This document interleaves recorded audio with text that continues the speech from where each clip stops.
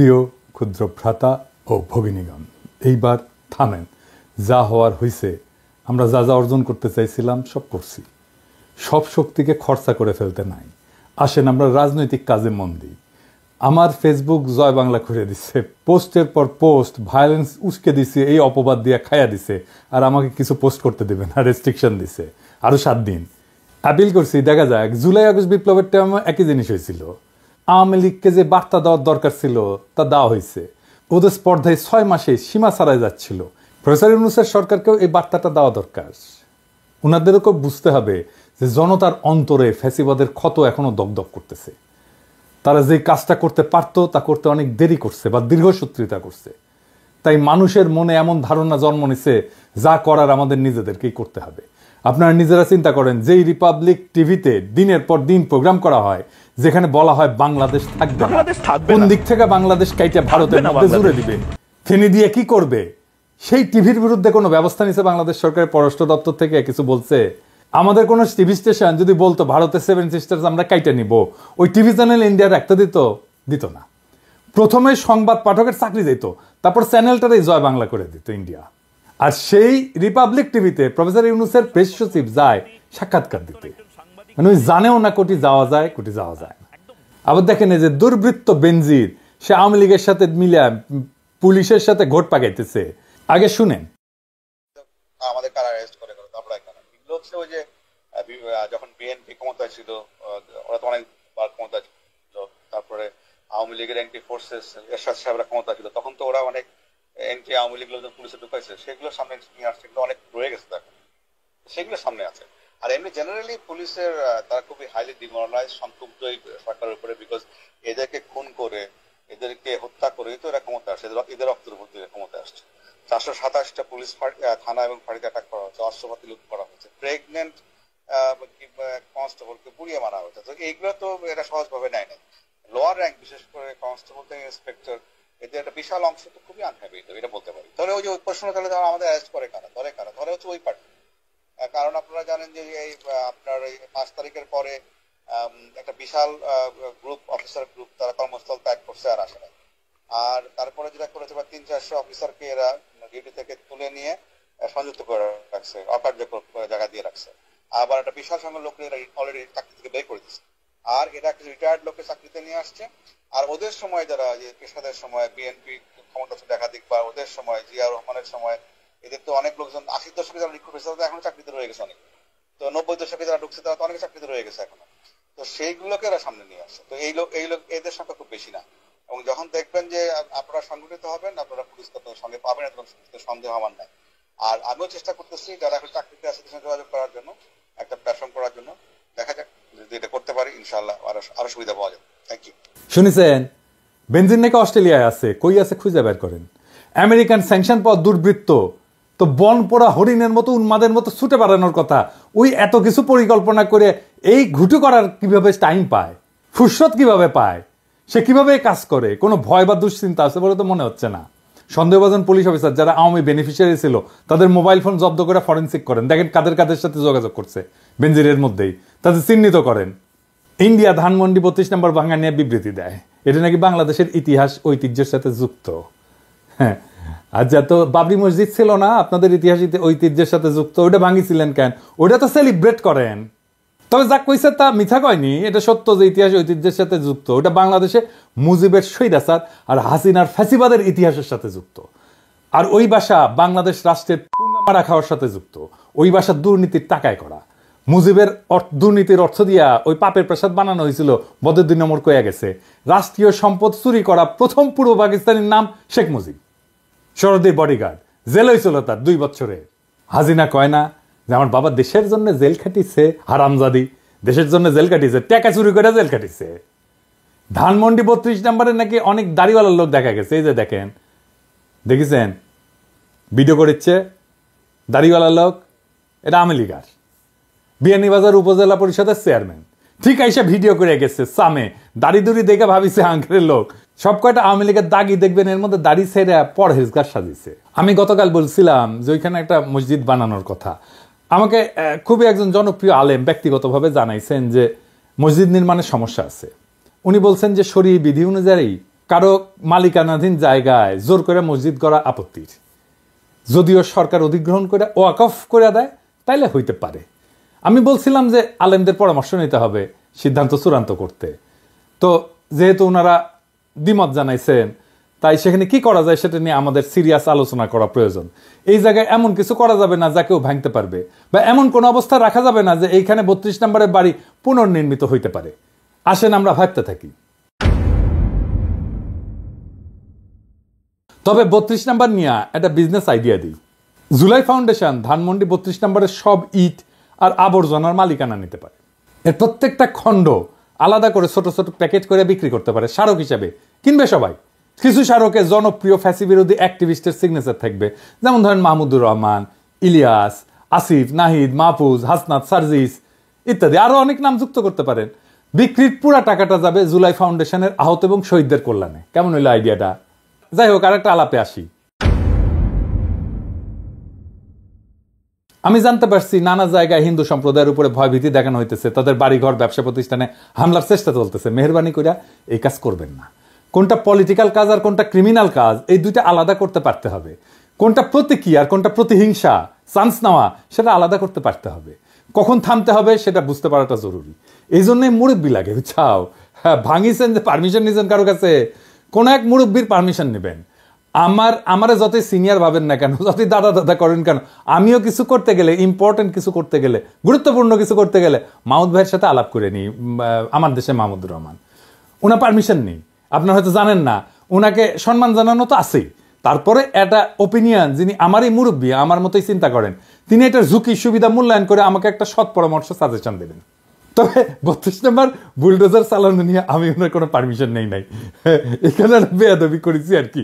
যাই হোক, এখন এই ভাঙাভাঙি বন্ধ করা নিয়ে আমার কথা শুনেন না, প্রফেসর ইউনূসের কথা তো শুনবেন। উনি তো মানা করেছেন, এইবার থামেন। এই যে দেখেন, উনি আমাদের সবার মুরব্বী, মানা করছেন প্লিজ ভাঙাভাঙি বন্ধ। হিন্দু সম্প্রদায়ের ভাইরা আপনারা নিশ্চিন্ত থাকেন, কেউ যদি হুমকি দেয় আমাকে রিস্ক করবেন, ইলিয়াসকে রিস্ক করবেন, পুলিশকে রিস্ক করবেন তো অবশ্যই। মানে আমরা দেখবো কারা শয়তানি করতেছে, আমরা সাহায্য করব। আমাদের রিস্ক করার কোনো না কোনো রাস্তা আছেই, আমার নাম্বার অনেকের কাছেই আছে। এমনকি পুলিশ বাহিনী যদি মনে করেন আমার বা ইলিয়াসের ইন্টারভেনশন কাজে লাগবে আপনাদের, তাহলে আমাদেরকে রিস্ক করবেন, আমরা আমাদের সাধ্যমতো চেষ্টা করব। আচ্ছা, আর একটা আলাপে আসি প্রথম আলো নিয়ে। দেখেন, প্রথম আলোর সামনে আর্মি গার্ড রাখিছেন। ভাই, আপনারা কি হুঁশে আছেন? এইভাবে আপনারা রক্ষা করতে পারবেন? এটা তো কোনো সাস্টেনেবল ব্যবস্থা না। যে কোনো অপারচুন মোমেন্টে আপনারা যারা খাইয়া দিতে চায় হামলা করবে। আমি তো নিজেই হুমকি দিয়ে রাখছি। হ্যাঁ, শুনেন, ইংরেজি যেহেতু কইছি ঠিকই কইছি, তাই না? শুনেন। Well, I believe that there was a clear overreaction on the part of Pratham Alo and government. Everybody knows that, the organizer of the program is me. And anyone could have reached out to me and directly if something had gone wrong. And I have taken the full responsibility. I still take the full responsibility of the program. We didn't resort to any violence. We didn't resort to any chaos or mayhem. So why was the army called in the first place? Instead, they tortured one of our activists inside the Pratham Alo building. And protests against editorial policies of media outlets have occurred worldwide. Not a single phenomenon that occurred only in Bangladesh. Why shouldn't we have the same right? Pratham Alo and Daily Star made a great mistake by responding with violence against protesters. And I have not forgotten that. And we'll return with even greater force. And this time, no one will be able to drive us away. দেখেছেন তো, আপনি টেরই পাবেন না, প্রস্তুতি নেওয়ার টাইমই পাবেন না রে ভাই। আপনার সম্পাদকীয় নীতি পাল্টান, ওইটাই আপনার রক্ষা কবচ। 111 ঘটনার জন্য মাপ চান, মতিউর রহমান আর আনিসুলরা ঘাট ধাক্কা দিয়ে বের করে দেন প্রথম আলো থেকে। আপনাদের আর কিছু করা লাগবে না, আপনাদের উপরে রাক্ষোভ কমবে মানুষের। কিন্তু আপনারা তো আর এক হাসিনা, নিজেদের সংশোধন করবেন না, ক্ষমাও চাইবেন না। আপনাদের সম্পাদকীয় নীতির এক্সাম্পল দিই। হ্যাঁ, বগুড়ায় আওয়ামী লীগ জাসদ অফিস গুড়াই দিল বিপ্লবী ছাত্র জনতা, সেটারে প্রথম আলো লিখলো হামলা, দেখেছেন? আর বগুড়ার পত্রিকা করতলা লিখলো গুড়িয়ে দেওয়া হলো। আচ্ছা, এডিটর সাহেব, ওইটি আমার ওই বগুড়ার ক্ষুদ্র ভ্রাতারা, ওরা অবশ্য পারমিশন নিচ্ছে আমার। হ্যাঁ, তো পারমিশন নিয়ে ভাঙিছে, ওটা দেখান না কেনা ভিডিওতে দেখান। তারপর আবার চাকফুক ড্যান্সও মারিছে, দেখেছেন?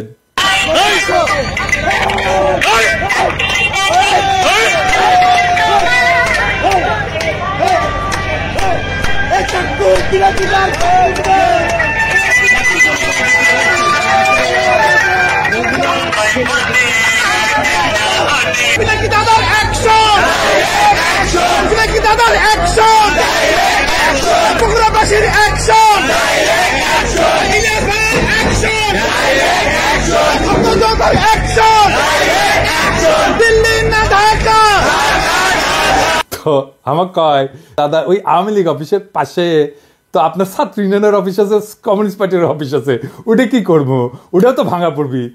তো আমি কইলাম ওটা একটু আমার বিবেচনা একটু সারণ দেওয়া যায় না। তো ওরা কইলো যে বিল্ডিংটা পুরানো, তো যদি ভেঙতে যায় ওটা পুরাটা ভেঙে যায়। আমি কইলাম আল্লাহর নামে শুরু করে দাও, তারপরে দেখা যাক, দেখমুনি কি করা যায় পরে। যাই হোক, আল্লাহর অসীম কৃপা ওটা ভাঙা পড়েনি আর কি। ভাঙা পড়লে না খারাপ লাগলো নি, ওটি তো আমার রাজনীতির সূত্রপাত। তাই যাই হোক, আর একটা জিনিস দেখেন, এই প্রথম আলো প্রসঙ্গে দুনিয়ার সব আন্তর্জাতিক মিডিয়া লিখলো প্রোটেস্টার্স, যত নাম করা পত্রিকা, আর মব লিখলো কে? ইন্ডিয়ান পত্রিকা, এনডিটিভি, দা হিন্দু, আর কে লিখলো ডয়েচে ভেলে। আবার ডয়েচে ভেলের রিপোর্ট যে লিখেছে সেও ইন্ডিয়ান। এটা সব দেখান না, লিঙ্কডিনের প্রোফাইল দেখান, ওই ইন্ডিয়ান, দিল্লির মাইয়া।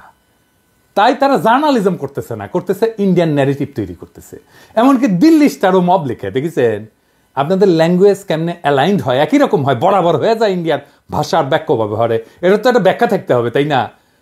প্রথম আলো দেখেন, যখন ভারতে থাকা বাংলাদেশি সম্পর্কে লিখে তখন লিখে অবৈধ বাংলাদেশি, দেখেছেন।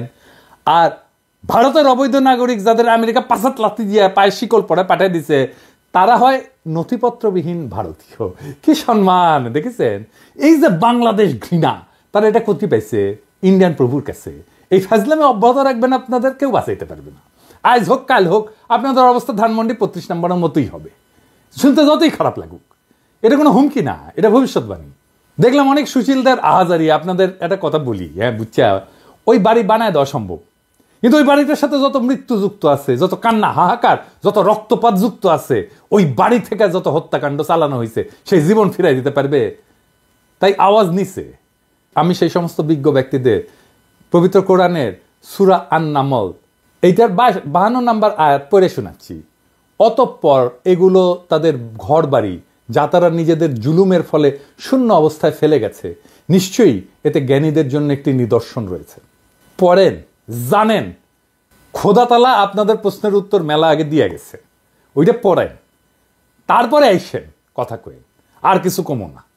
যারা বলে যে আমরা দেশকে অস্থিতিশীল করতেছি, তারা দেখেন আপনাদের ইতিহাসের ঐতিহ্যের ঠিকাদার আওয়ামী লীগের গাজীপুরের সাবেক মেয়র জাহাঙ্গীর দুর্বৃত্ত কি বলে। জাহাঙ্গীর বলতেছে, যেই রাজধানীতে আমরা দিনের বেলা ঘুরতে পারি না, সেই রাজধানীর মানুষকে রাতের বেলা ঘুমাইতে দিব না। শুনেন, ওর মুখেই শুনেন। আমাদের কথা স্পষ্ট, যেই রাজধানীতে আমাদের মানুষ শান্তিপূর্ণভাবে দিনে ঘুরতে পারবে না, চলতে পারবে না, সেই রাজধানীর মানুষ রাতে ঘুমাতে পারবে না। আমরা সেইভাবে আমাদের তৈরি করে নিছি। আমাদের ডিসিশন, আমাদের মূল ব্যক্তি, আমাদের নেত্রী যেভাবে এখানে সাজেশন করবে, আমরা পরামর্শ কর্মে আমাদের যেখানে যার সাথে আলোচনা দরকার সেইটা করব। শুনেছেন? এখন ওর বাড়িঘর নিয়ে যদি টান দিই তাহলে তো বলবেন আমরা নৈরাজ্যবাদী, তাই না? আর কিছু কইলাম না, রেকর্ড রাখলাম। এই শয়তানি কাম যদি অব্যাহত থাকে না, তাহলে 5ই ফেব্রুয়ারির চাইতে ভয়ঙ্কর কাম কিন্তু ঘটে যাবে, প্রত্যেকটারে চিহ্নিত করা হবে। ফাইনালি প্রফেসর ইউনূসকে একটা আহ্বান জানাই।